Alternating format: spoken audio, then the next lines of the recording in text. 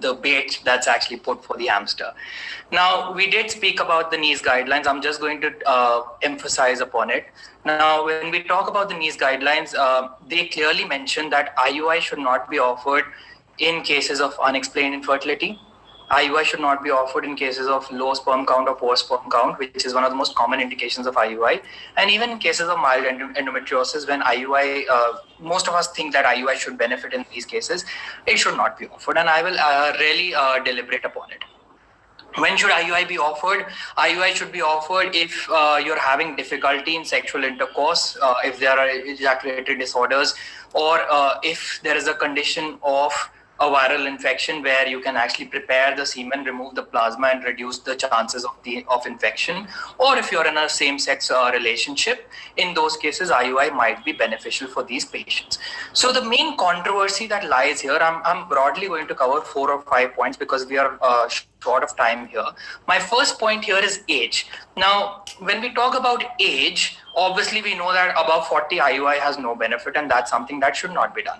But if you look at the age groups, now if you're at 20 to 30, the live birth rate is 13%. If you're 31 to 35, live birth rate is only 10%. 36 to 38, live birth rate is 9%. 39 to 40, it's 7%. When I look at the Indian analysis now, most of the couples who are coming for treatment now are actually coming at a later age. Most of the times the woman has crossed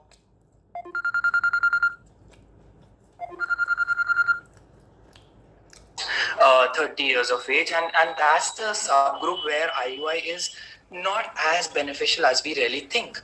And these are basically data from Times of India, from all the national newspapers, where they've all mentioned that our fertility rate is going down, which is something that we can't really omit at the moment. And the woman becoming pregnant, the age is going up. So these are things that we have to consider. Now, Leena ma'am did mention about the success rates, but we have to now think about success rates with IVF. If you look at all the different kinds of factors of infertility, endometriosis, PCOS, male factor, tubal factor, unexplained infertility, uterine causes, etc., etc. If you look at the age and the correlation with the live birth rate, they are quite high till that 40-year age group, which we don't get to see in IUI. And that's something that really, really needs to be emphasized upon. Now, we talk about the cost also a bit. Now, this is data which I again took from Times of India. We don't have standardized IVF costs in the country at the moment. But if you look at the different cities and different charges, you can actually see that Leena ma'am is sitting in Pune, and the average cost per IVF cycle is what it mentions is 65,000. But again, these are advertisements which can be a little bit fake as well. But when you look at the cost of IUI, ma'am has just mentioned 3 cycles of IUI cost about 36,000, which could be equivalent to 1 FET cycle. So you're actually depriving the patient of 1 FET cycle in this particular scenario.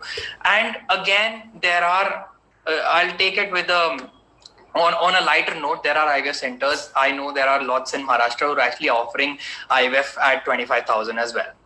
Now, insurance. Now, this is something which I also wanted to cover. Now, insurance is new in India, and it has started covering for IVF. It has started covering for patients of endometriosis, PCOS, etc. But if you look at those two right at the top, IUI and Clomid are not really covered with insurance, and they are directly going to come out of your patient's pocket. And again, that's also something which we would not like patients to waste money upon. When I talk about male factor infertility, this is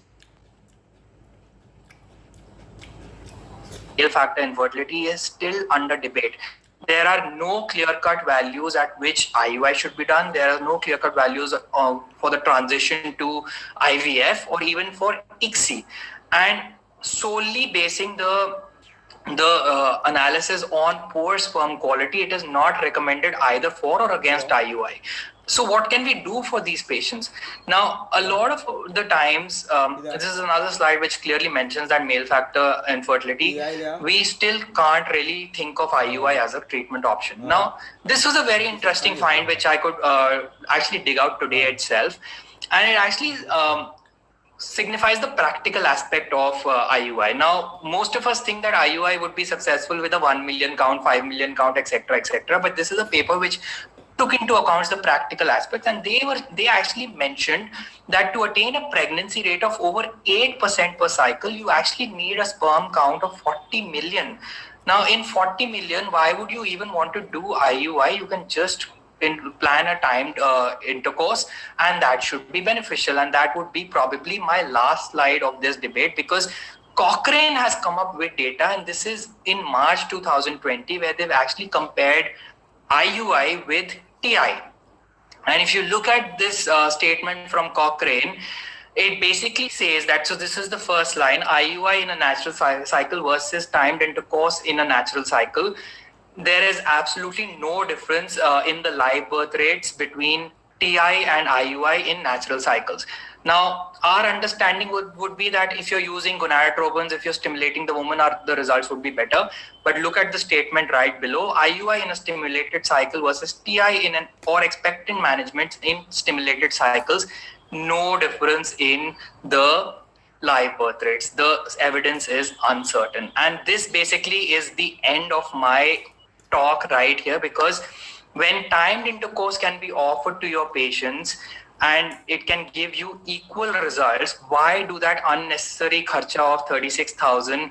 Save that money, try cycles of TI for most of your patients, and then if they don't conceive, straight away shift to IVF, because you will ultimately spend less money, they'll get pregnant quicker. It will reduce the risk of multiples, which is also something that Leena ma'am said, that there is a risk of multiples in IVF.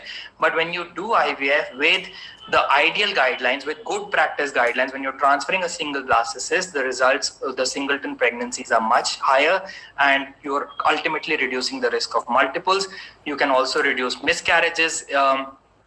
It might be least burdensome because obviously injections, etc., are lesser.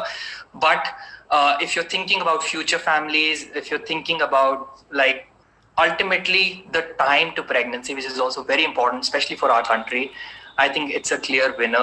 IVF, I think there should be no debate for IVF. So thank you so much for your patient and listening. I'm happy to deliberate upon it.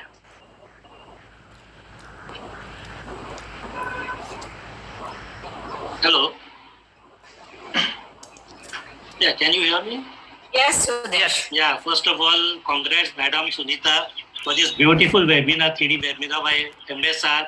And I would also like to thank all the young people